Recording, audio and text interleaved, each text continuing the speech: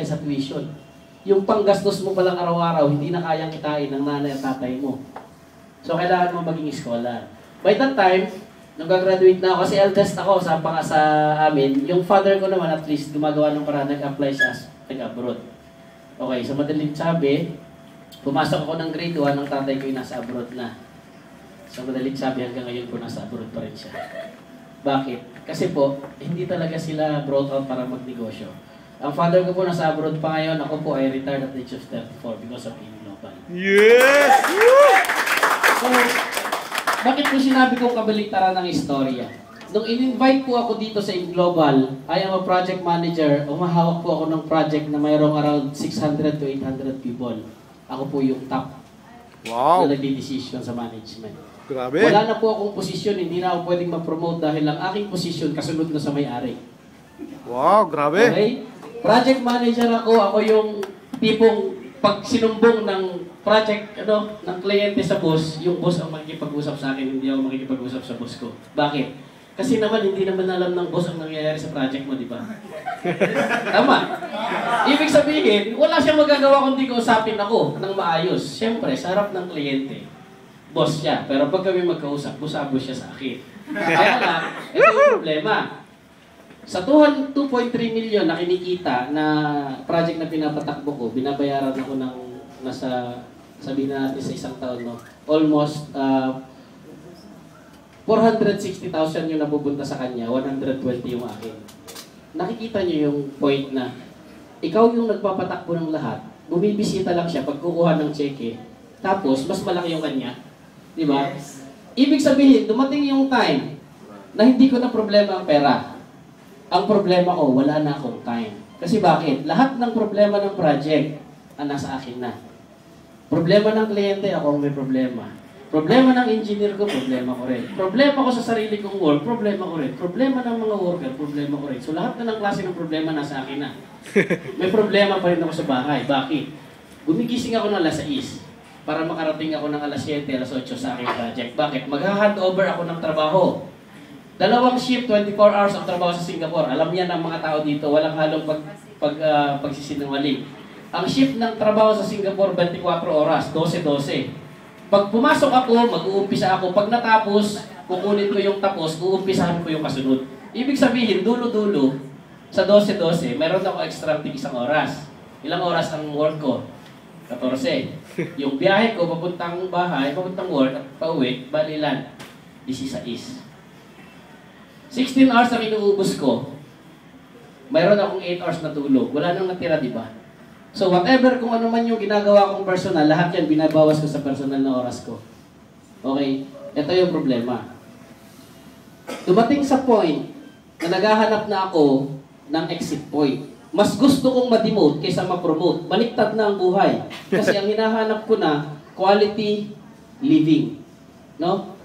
Quality living. Ako yung tipong nakabili na ako ng sariling bahay sa Singapore. I have a house in Singapore worth more than 10 million pesos. The time. No? Na kumikita pa yon. Then, ano pa? Basta marami. Marami. Yes! So, ang nangyari lang, ang pastime ko kasi, uminom.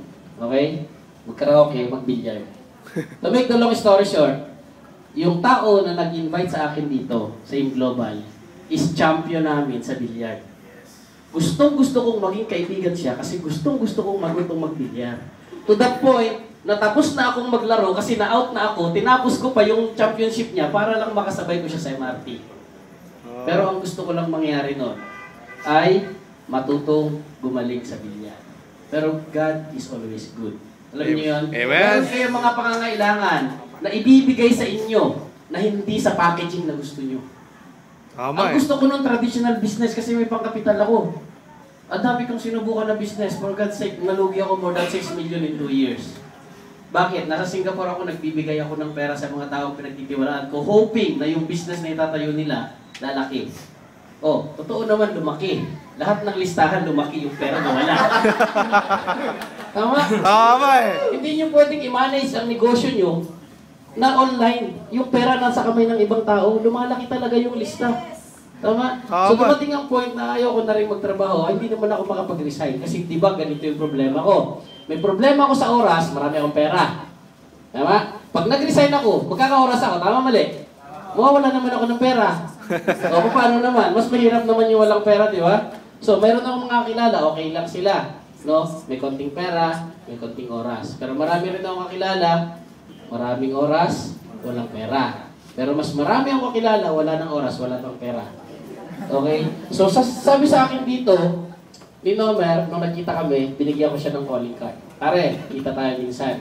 So, okay, sige. Hindi ko naman alam na networker eh. So, kita kami sa Lucky Plaza. Ibinili niya ako ng isang, yung kasaba cake. No? Yung upline nyo, napakawalang yan sa lahat ng tao. Ibinili ako ng kasaba cake, walang drink. Isipin mo, lumulunok ka ng kasama cake, nauuhaw ka, hindi ka makainom. Ito yung maganda. Ipipresent niya sa akin ang negosyo. Okay? Napakaswerte nyo kasi isa inyo na i-present ng maayos ang negosyo. Sa akin, hindi. Hindi pa kami nag-uumpisa, pinaalis na kami kasi bawal daw mag-usap doon ng may mga ganon-ganon. Okay? So, ang sabi niya sa akin, bro, pag-aralan mo to, extra income din. Okay? Sa madalit sabi, ikaw, sumasahod ka ng 300,000. Kailangan mo ba ng extra income? No? Sa palagay nyo? Hindi na. Hindi, di ba? Totoo po, hindi. Hindi ko talaga siya inintindihan. Sabi ko sa kanya, para hindi kami magkahiyaan, ibigay mo sa akin ang CD, bigay mo ang website, aaralin ko na lang. That was around January. Magcha-Chinese New Year. So, nagkataon lang, one time, nagkaroon ako ng konting oras para mamahinga. Nakita ko yung CD. Isinaksak ko, iplinay ko ang speaker, si Doc Ed Cabantog. Wala akong ginusto sa lahat. Hindi ko rin nagustuhan yung 1515, hindi ko nagustuhan yung 500, hindi ko nagustuhan yung leverage. Isa lang yung nagustuhan ko. Ang sabi niya doon, kapag ka ikaw naging successful sa network marketing business, particularly within global, magkakaroon ka ng napakaraming time para ma-enjoy ang pera mo. At magkakaroon ka ng napakaraming pera para ma-enjoy ang oras mo. Woo! Power! Okay? So, yun yung nagtulak sa akin. Yun yung nagtulak sa akin para aralin siya. Pero nung inaral ko ang yung global, hindi ko po inaral ang yung global talaga. Ang inaral ko, industriya. Bakit? Kasi kung gagawin ko itong isang bagay nito, kailangan sigurado ako na may pupuntahan. Sayang naman yung oras ko na uubusin kung para saan lang magsasarado rin lang o mawawala rin lang yung kumpanya. Tama. Aral ako, type ako, what is network marketing industry? Buti na lang may Google na nung panahon na nangbita ako dito. Siguro kung way back 10 years ago, hindi rin ako papasok.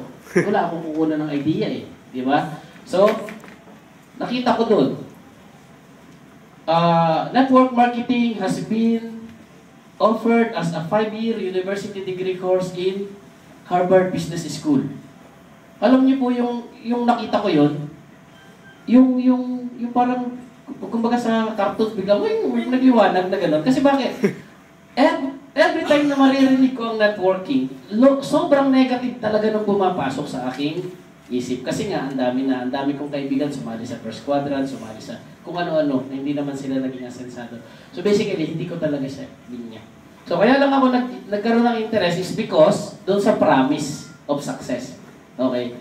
So, then, history, Bill Clinton, ini-endorse ang global.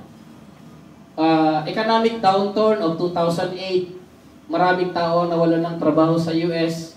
Marami sa mga tao na napunta sa network marketing, mas maganda ang naging buhay after napasok sila sa network marketing. Ano pa?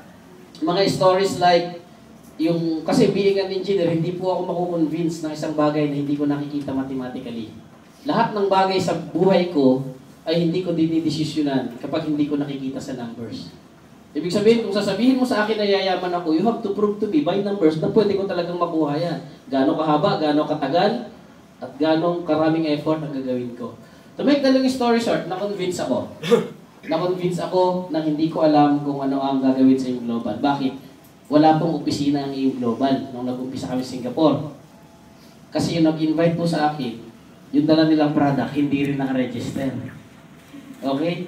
So, imagine niyo na nag-umpisa kayo sa kawalan, na wala kayong nakikitang direksyon, kundi yung paniniwala nyo lang. na darating ang araw, lalaki ang Singapore. Pito kaming nag-umpisa. Kasama ko si Brad Norman sa nag-umpisa. No? Sa Adala, 3 na lang kaming natira. Yung iba, nandyan pa rin sila. Nag-withdraw na lang ng kanilang kinikita. So sa madalit sabi, dumating yung time na inaral namin, pinagtsagaan namin. Dumating sa point na lumalaki yung grupo namin, nagkaroon kami ng problema sa immigration. Sa customs. Worth around 500,000 worth of product na embargo kasi walang registration. So yun yung nag-push sa amin, mag-decide. Kasi sa lahat ng bagay, all you need to do is decide. Dalawa lang yan eh. Ituloy, tigil. Sabi namin, pag tinigil natin ito, tigil na. Pag tinuloy natin, tuloy na. Laban na. So iniregister namin ng product, iniregister namin ng kumpanya, nagtayo ka ng maliit na opisina, nag-share kami ng $10,000 that time, para maipatayo ang Gold. Ito po, Gold International. Ito po yung opisina ng Singapore. Okay? Woo! To make the long story short, 6 months in a row, pag ganun ang budget namin.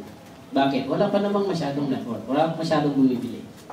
So, nagkaroon kami ng problema sa finances hanggang nag-resign yung apat. To make the long story short, para lang matuloy, isa na lang ang natira. Pati ako nag-resign na rin. May mga conflict kasi. Yun kasi ang problema, pagka kayo is marami sa partnership, nagkakaroon na. Anyway, that is a long story gone. Ang maganda lang nangyari, nagkaroon ng opisina sa Singapore at based po sa aking network na nakikita ko, ang group ng Singapore ngayon hindi na bumababa sa more than 27,000 na ang tao sa group ng Singapore. Okay. And then, ako po personally, okay, after 10 years of working sa Singapore, nag-decide akong mag-resign.